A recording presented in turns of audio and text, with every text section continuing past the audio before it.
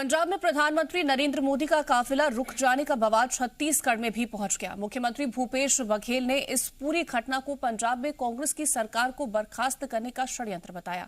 CM Baghel ने कहा कि प्रधानमंत्री का काफिला उत्तर प्रदेश और दिल्ली में कई बार जाम में फंसा है। इस बार चुनाव सर पर है, लोगों को की सहानुभूति चाहिए तो जान का खतरा बताया जा रहा है। अब सत्ता के लिए प्रधानमंत्री कितना नीचे गिरेंगे। राजीव भवन से प्रेस कॉन्फ्रेंस में सीएम बघेल ने कहा कि प्रधानमंत्री पूरे देश के हैं, चाहे वे किसी भी पार्टी के हों, उनकी सुरक्षा में चूक नहीं होनी चाहिए। पंजाब सरकार ने पूरी व्यवस्था की थी, लेकिन पीएमओ ने आखिरी समय में कार्यक्रम बदला। पीएम मोदी पर निशाना साधते हुए सीएम ने कहा कि प्रधानमंत्री को ये क्यों कहना पड़ा कि जिंदा लौट पाया, क्या उनकी गाड़ी पर पत्थर फेंके गए। सच तो यह है कि प्रधानमंत्री नरेंद्र मोदी और बीजेपी को पंजाब में एक दलित सीएम बर्दाश्त नहीं है।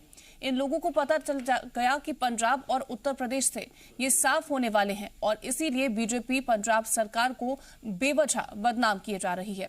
सीएम बघेल ने इस मौके पर झीरम नक्सल हमले का जिक्र करते हुए कहा कि झीरम घाटी में तो छत्तीसगढ़ कांग्रेस की एक पूरी पीढ़ी खत्म हो गई। जहां सुरक्षा दी जानी चाहिए थी वहां नहीं दी गई, तो अब वो बीजेपी के लोगों की तरफ से राज्य सरकार को बर्खास्त करने की मांग नहीं उठी थी। प्रधानमंत्री की सुरक्षा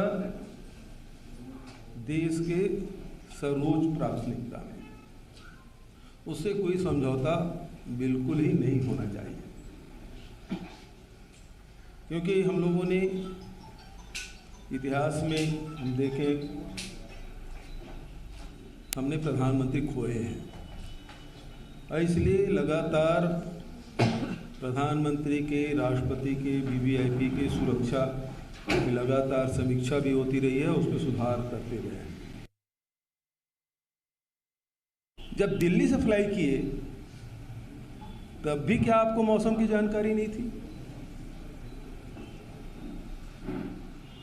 क्या आप भटिंडा आए तब आपको मौसम की जानकारी हुई? यदि आपको पहले से मौसम के बारे में जानकारी थी तो आप अल्टरनेट व्यवस्था आपने क्यों नहीं की? क्योंकि आपको तो भटिंडा से फिरोजपुर आपको हेलीकॉप्टर में जाना था, बाय रोड तो कंटिजेंसी था।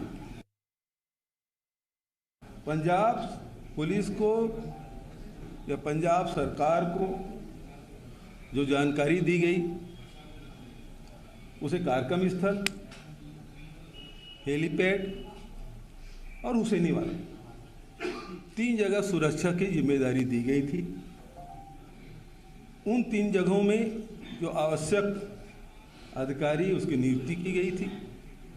20 आईपीएस लगे थे, 10,000 जवान लगे थे, तो तीनों जगह सुरक्षा देने की जिम्मेदारी राज्य सरकार की थी और उन्होंने किया।